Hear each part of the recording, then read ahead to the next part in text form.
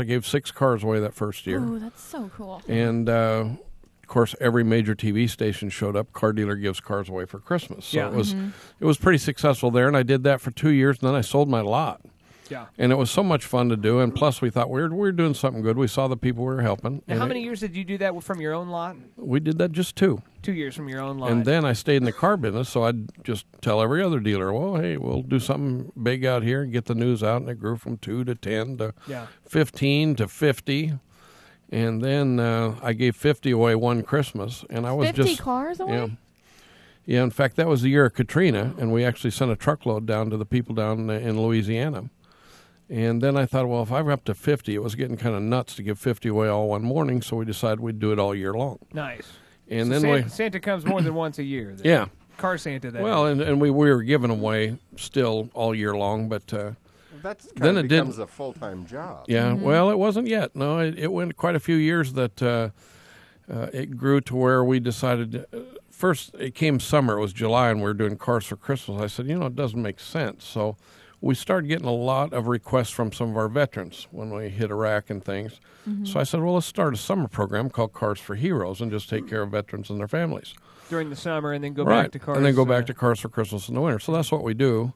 But then it grew because radio stations here were helping me, and then some stations in Omaha called me up, said, hey, we'd like to do it here, and Wichita called me.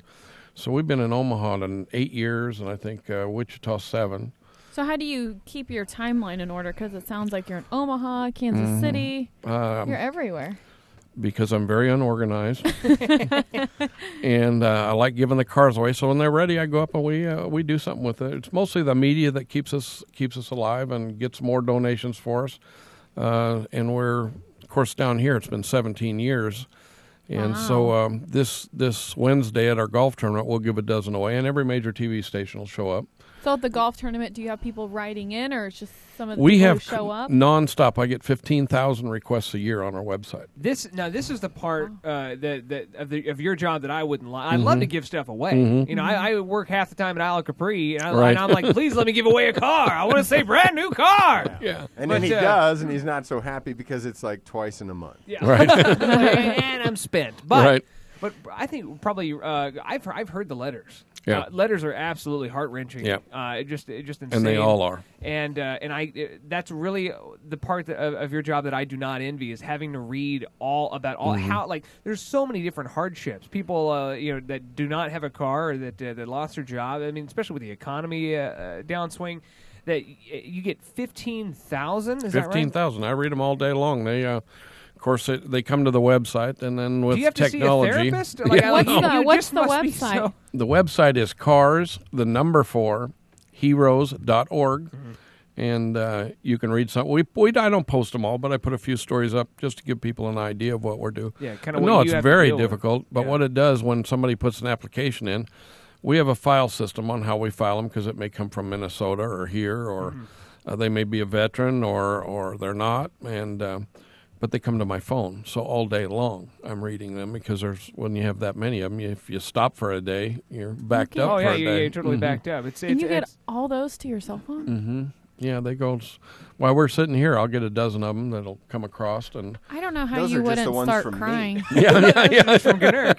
How do you? Is there any story that just stands out, or you've always there's had so in the many back in your mind? No, I have soft spots. I have a committee that goes through, and what it does, it's got to get by me, and I've been doing this 17 years, and then it goes on to a committee, and my soft spots, kind of mothers that have sick kids that can't get to the hospital. To me, that's top priority, because I had kids, and mine are grown now, but I had a mother once who couldn't get her 5-year-old to get chemotherapy, didn't have a way to get there, or would have to ride 3 buses to get down to Children's Mercy over here.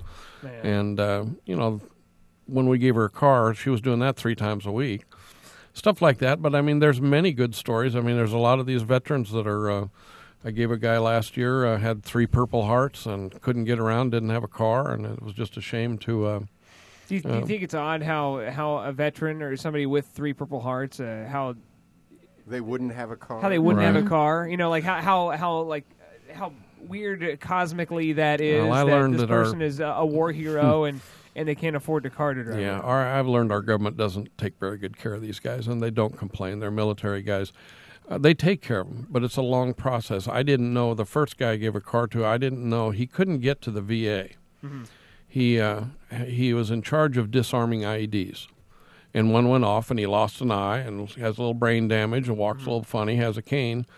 But when you get wounded in the military, they pretty much cut you loose. You're, inactive now. You're they give of you no the good. honorable discharge, right. And then they're like, "Thank you for your service." Well, they still get a disability, but they apply just like people out here on the street do. It might take a year. It can take up to 2 years before they get any income. And they can still deny, just like an insurance company. Right. They can deny. Well, they take care of them. I'm just. It's real slow. Yeah.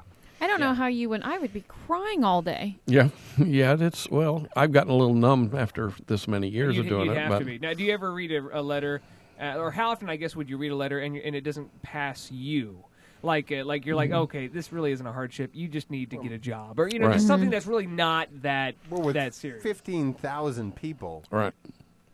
It's a bunch. And you don't get that many cars. We're going to have to talk some more with Terry here when we come back. Absolutely. We'll do one song, come right back, and talk some more with Car Santa.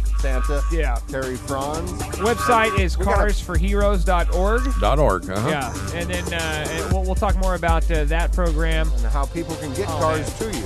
And send you some letters. Absolutely. And some cars. That actually need cars. All right. Terry, Not stick one around. car, need cars. We'll be back with Terry on the Big Dumb Fun Show coming up next.